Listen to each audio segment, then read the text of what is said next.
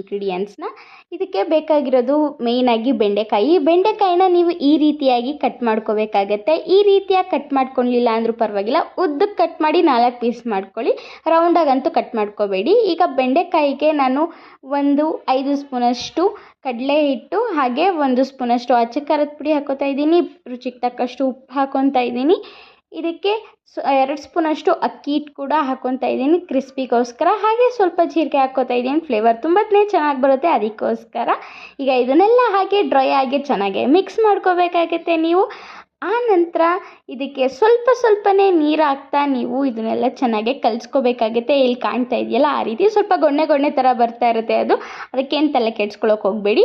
ಇದು ಎಣ್ಣೆ ಕಾದಾದಮೇಲೆ ಈಗ ಎಣ್ಣೆಗೆ ನಾನು ಬಿಟ್ಕೋತಾ ಇದ್ದೀನಿ. ಇದು ಮ್ಯಾರಿನೇಟ್ ಆಗಬೇಕು ಅನ್ನೋ ಏನೋ ಅವಶ್ಯಕತೆ ಇಲ್ಲ. ಅದನ್ನು ಕಲಸಿದ ತಕ್ಷಣ ಎಣ್ಣೆಗೆ ಹಾಕ್ಕೋಬೋದು ನಾವು. ತುಂಬಾ ಕ್ರಿಸ್ಪಿಯಾಗಿ ಬರುತ್ತೆ, ಹಾಗೆ ಡಿಫ್ರೆಂಟ್ ಟೇಸ್ಟ್ ಆಗಿರುತ್ತೆ. ನಿಜಕ್ಕೂ ನೀವು